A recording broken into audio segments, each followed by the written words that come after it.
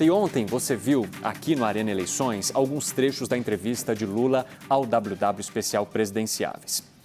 Por conta disso, a gente vai conversar agora com o ex-ministro da Justiça e ex-juiz Sérgio Moro, justamente porque ele foi citado pelo candidato do PT ao falar sobre corrupção e Lava Jato. Ministro Sérgio Moro já está por aqui, vamos só conectá-lo para eu dar boa noite para ele. Seja muito bem-vindo aqui ao CNN Prime Time. Eu só quero trazer esse trecho da entrevista, ministro, para depois, então, nós já começarmos a nossa fala para ambientar tudo daquilo que a gente vai trazer um pouquinho aqui. Vamos acompanhar, então, este trecho da fala do candidato Lula ao William Vac, aqui na CNN Brasil, e seguimos com Sérgio Moro logo em seguida. A delação premiada fez com que muita gente ficasse rico. Ora, o que eu posso te dizer é o seguinte... Sabe, o processo de investigação poderia ter sido mais sério se o juiz não fosse o pilantra que foi, se não transformasse a Lava Jato numa questão política, para me proibir de ser candidato a presidente da República, para tentar me condenar. Ou seja, o tempo inteiro, eu tive 358, ou seja, pessoas que prestaram depoimento, eu tive 26 processos, foram todos, eu fui absolvido em todos, fui absolvido pela Suprema Corte, fui absolvido na ONU, na primeira e na segunda instância, ou seja, eu sou um cidadão livre, embora pelo fato das pessoas terem passado 5 anos acreditando na mentira, as pessoas não querem reconhecer. Então, eu estou muito tranquilo que nós vamos continuar combatendo a corrupção, nós vamos continuar dizendo para as pessoas que esse país não comporta efetivamente que a pessoa cometa crime que não seja punido. Ministro, o candidato Lula, do PT, menciona mais de uma vez que esta operação foi uma mentira, numa tentativa de tirá-lo do páreo das eleições. Eu gostaria que o senhor primeiro comentasse a sua visão sobre o que foi dito, então, pelo candidato Lula ao William Vac. Boa noite. Boa noite. Primeiro, boa noite a todos. E eu queria agradecer a oportunidade de ter esse direito de resposta, porque fui citado, fui, inclusive, ofendido. O que a gente tem que deixar muito claramente aqui, inicialmente, é que o ex-presidente Lula mente, ele está sendo mentiroso, porque, primeiro, ele não foi absolvido e nem inocentado, isso é muito claro. Eu proferi uma sentença contra ele, como juiz, aplicando a lei, e o condenei por corrupção e lavagem. Outra mentira dele, ele coloca como se tivesse sido eu apenas que tenha praticado esse ato, mas a minha sentença foi confirmada pelo tribunal em Porto Alegre, por outros 3 magistrados profissionais, que confirmaram a condenação dele por corrupção e lavagem de dinheiro. Depois, essa decisão foi confirmada de novo em Brasília pelo STJ, por outros 5 magistrados. Ele ainda foi condenado no processo do sítio de Atibaia, em relação ao qual até hoje ele não deu uma explicação por que as empreiteiras Odebrecht e OS fizeram obras e reformaram, reformas milionárias, no sítio que ele utilizava como se fosse proprietário. Ele foi condenado nesse processo por uma outra pessoa, por uma juíza corajosa de Curitiba. E essa decisão também foi confirmada no tribunal em Porto Alegre. Então, não fui eu apenas, foram vários juízes que o condenaram, que viram as provas e o reputaram culpado. Depois houve anulação, 3 anos depois, pelo Supremo Tribunal Federal, num julgamento que eu reputo um grande erro judiciário, do Supremo Tribunal Federal, mas ainda assim o próprio Supremo Tribunal Federal jamais disse que o presidente era inocente ou o absolveu no mérito das acusações. Então pende sobre o Lula, sobre o candidato, uma nuvem negra que são as condenações e as provas da corrupção na Petrobras durante o governo dele, que ele não explicou, porque não é um caso de corrupção isolado no tempo e do espaço. O que foi revelado pela Lava Jato, e todo mundo bem sabe, é a corrupção vinculada a um projeto de poder, assim como foi no caso do Mensalão. Algo muito diferente desse quadro, em que o presidente mente, no sentido de que ele pretende combater a corrupção ou pretendeu combater a corrupção no passado. Quem pretende fazer isso não instaura uma perseguição e uma difamação contra aqueles que cumpriram apenas o seu dever. Ministro, eu quero aproveitar a sua participação aqui no CNN Prime Time para te perguntar sobre uma outra questão também que envolveu o seu nome agora no último dia 3 de setembro, em que a Justiça Eleitoral cumpriu mandados de busca e apreensão na residência do senhor, que é candidato ao Senado pelo Paraná, aí pela União Brasil, por conta da impressão, né, de santinhos que estariam irregulares, segundo denúncia feita por uma série de partidos. Eu gostaria que o senhor também trouxesse a sua resposta em relação a essas irregularidades que foram apontadas aí na apreensão destes materiais de campanha considerados irregulares. Como que o senhor viu essa operação? Não, perfeito. Olha, no tempo da Lava Jato, em que eu era juiz e aplicava a lei, porque tinha um grande escândalo de corrupção, nós não recuamos, não varremos sujeira para debaixo do tapete. Nós ordenávamos busca e apreensão e o que nós escolhíamos? Milhões de reais em suborno que havia sido desviado dos cofres públicos por diretores da Petrobras nomeados pelo Lula, por gerentes da Petrobras nomeados dentro desse grande esquema de corrupção. O que nós vimos nessa última data, essa busca e apreensão na minha residência, foi uma tentativa clara de intimidação do PT. O PT fez uma representação dizendo que os santinhos, o material impresso na minha campanha, a letra do nome dos suplentes, estava menor do que o exigido ali pela regulamentação. Esse tipo de irregularidade a gente vê na propaganda de vários candidatos e é algo não intencional. Um erro, talvez, aqui da campanha, bastaria ali uma notificação, uma informação, olha, arrume o material. Mas não, eles quiseram fazer uma busca e apreensão, e aqui eu não culpo a Justiça Eleitoral, eu respeito as instituições, mas o PT quis fazer uma busca e apreensão na minha casa com o objetivo claro de me constranger, que vai exatamente nessa linha. Eles querem perseguir e punir todos que cumpriram o seu dever contra a corrupção e que desagradaram o partido. Por isso eu acho muito engraçado quando eu vejo algumas pessoas do PT e seus aliados falando em defender a democracia. Que democracia é essa? Que juiz que cumpriu o seu dever, que promotor que cumpriu o seu dever, que delegado que cumpriu o seu dever são perseguidos pelo PT. Esse é um prenúncio do que nós teremos caso o Lula venha a ser eleito. Espero que não seja, e eu tenho colocado de maneira muito clara aqui, Lula e o PT são atualmente meus adversários. Na época da Lava Jato, eu era o juiz cumprindo o meu dever. Agora estou entrando na política e eu tenho que refutar e eu tenho que combater essas tentativas de perseguição. Isso não é algo que reflete um sentimento do PT de que ele reconhece os erros no passado. Pelo contrário. E, aliás, o próprio presidente vem em rede nacional, me desculpe aqui a sinceridade, mentir a respeito, dizendo que foi absolvido ou inocentado, nunca foi e jamais será. Ministro, antes da gente passar só a pergunta aqui para colegas que também querem questioná-lo sobre outros assuntos, o senhor está mencionando mais de uma vez a perseguição que o senhor tem sofrido e que sofreu como juiz que cumpriu o seu dever. Mas o Supremo Tribunal Federal mencionou mais de uma vez que a Justiça Federal foi incompetente, teve incompetência, teve parcialidade no julgamento dos casos envolvendo o ex-presidente Lula. O senhor, em nenhum momento, reconhece que tenha havido que o senhor tenha ultrapassado um limite na hora de julgar estes casos, de fato? Na forma como o senhor atuou com o Ministério Público Federal? Ou justamente pelos motivos da Justiça Federal apontarem que o senhor foi incompetente na hora de analisar estes casos ou de julgá-los?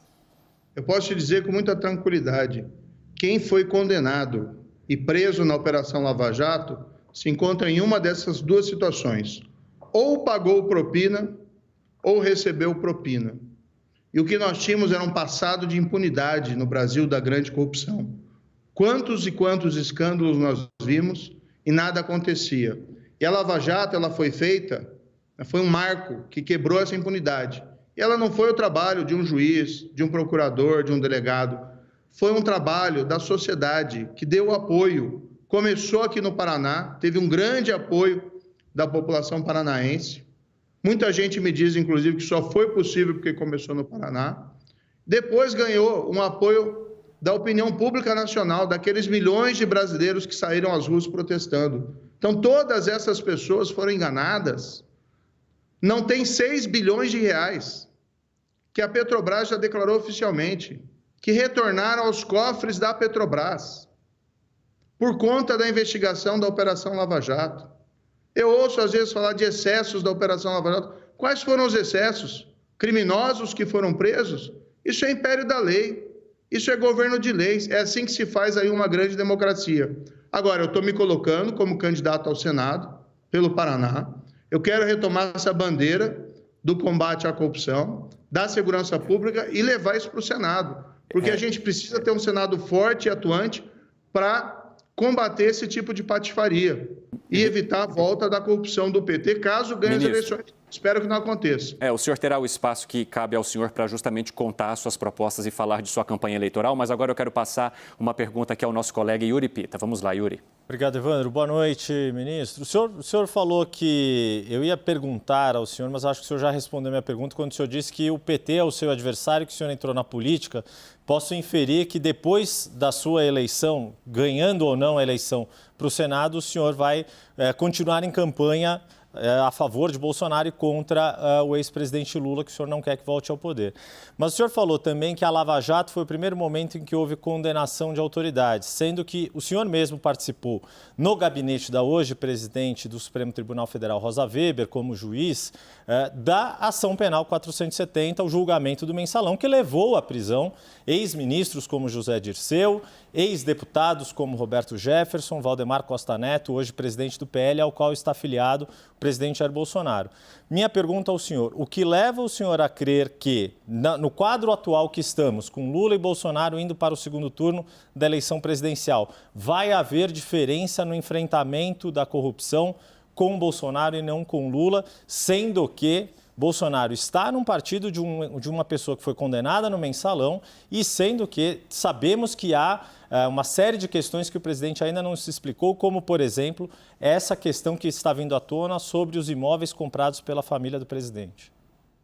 Bem, o mensalão merece também todos os elogios. Agora, a gente tem que colocar e distinguir que a Lava Jato rompeu com esse padrão de impunidade numa magnitude mais ampliada, sem tirar qualquer mérito do mensalão. Foi um marco, inclusive, o mensalão abriu as portas, o julgamento, a condenação, abriu as portas para a aplicação de uma justiça penal mais efetiva àqueles poderosos que sempre tripudiaram contra a população. Porque esse dinheiro desviado da corrupção é aquele dinheiro que falta no posto de saúde, é o dinheiro que falta muitas vezes na transferência de renda, é o dinheiro que falta na obra pública. A gente sabe disso. A população sofre por conta desse motivo. Agora, por que eu me estou colocando, Yuri, como candidato? Eu quero levar essa bandeira de volta lá. Realmente, essa bandeira foi deixada um pouquinho de lado. A gente tem aí o que a gente viu na pandemia, definiu outras prioridades e teve também uma reação política muito forte desse sistema da corrupção, da velha política, que quer impunidade de volta. O que eu tenho feito? Me colocado como candidato ao senador e tenho empunhado aquelas bandeiras que muitos deixaram para trás por oportunismo. Fim do foro privilegiado, a volta da execução em segunda instância, o resguardo e a proteção das autoridades que se envolvem e realizam investigações contra poderosos. Eu acho que esse é o debate relevante. Por exemplo, o Lula foi indagado se ele respeitaria a lista tríplice para a indicação do Procurador-Geral da República. Ele não respondeu. Ele não consegue, aliás, responder com facilidade qualquer pergunta relacionada aí a combate à corrupção, porque ele tem um telhado de vidro nesse assunto. O que a gente tem que fazer? Vamos buscar a institucionalização da lista tríplice para a indicação do Procurador-Geral da República. O atual procurador também não foi da lista tríplice, candidato. Oi? O atual procurador-geral também não fazia parte da lista tríplice. Não, perfeito, mas isso que eu estou falando. Se a iniciativa não vem do presidente da República, que venha do Senado. Cadê o Senado forte e atuante que a gente precisa? Cadê os nossos Rui Barbosa, Joaquim Nabucos, aqueles que destacaram tanto no passado? Porque o espaço de transformação do país para melhor, para a gente melhorar a vida das pessoas e não ficar apenas melhorando a vida dos políticos, pode vir de outras instituições que não a presidência da República, pode vir do Senado. Por isso, quem quer que ganhe as eleições, deixar claro aqui, espero que não seja o Lula, tá? Mas quem quer que ganhe as eleições presidenciais, a gente ainda assim precisa de um Senado forte e atuante, independente, gente lá que não se vende por cargo, não se vende por verba. E eu acho que eu já provei isso, pelo que eu fiz no passado, que eu não me vendo, que eu estou ali para defender o interesse público e os interesses da população. Ministro, temos mais uma pergunta agora de Felipe Moura Brasil. Vai lá, Felipe.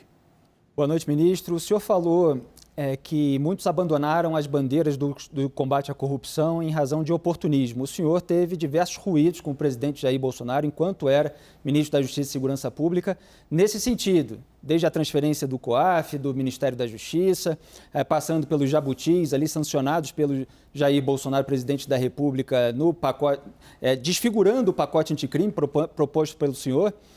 O senhor também denunciou a interferência na Polícia Federal feita pelo presidente e agora, nesse período eleitoral em que o senhor precisa dos votos de bolsonaristas no Paraná, a gente nota uma baixa nessa temperatura, nesse tom, em relação a críticas ao presidente, à sua família, aos seus apoiadores de um modo geral. É uma estratégia eleitoral? O senhor falou de bandeira, o senhor continua aí defendendo a volta da prisão em segunda instância, etc. Mas qual é a sua posição a respeito do presidente Jair Bolsonaro? O senhor parou de criticá-lo?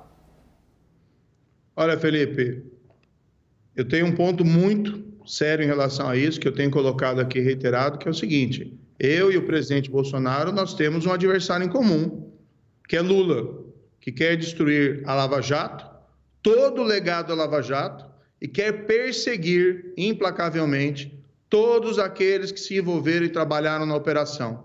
Querem transformar os agentes da lei em bandidos e os bandidos ali em inocentados, quando a gente sabe que isso não aconteceu. Então, a minha luta, a minha insurgência é em relação a isso. Agora, você pode ter certeza, Felipe, de uma coisa: eu jamais abandonarei os meus princípios e os meus valores.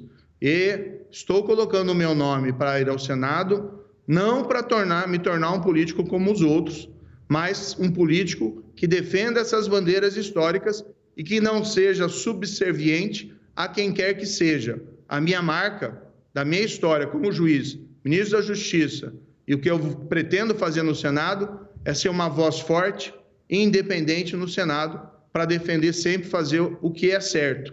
E o que é certo é voltar, sim, o combate à corrupção com toda a sua força. E a gente levar essa credibilidade que a gente construiu nessa área para outros temas, como, por exemplo, segurança pública, que a gente fez um trabalho permita que me dizer, mas acho que foi muito bom no Ministério da Justiça, tanto que a gente conseguiu reduzir os índices de criminalidade, mas também levar para outros temas importantes para a população, que é a saúde, educação, geração de emprego e geração de renda. A gente até estava vendo aqui anteriormente o programa da CNN, se falava do problema da fome no Brasil. Claro, tem que enfrentar políticas públicas robustas. Agora, a gente não consegue fazer nada disso se a gente não partir do pressuposto da honestidade e da integridade. Não podemos abandonar o combate à corrupção.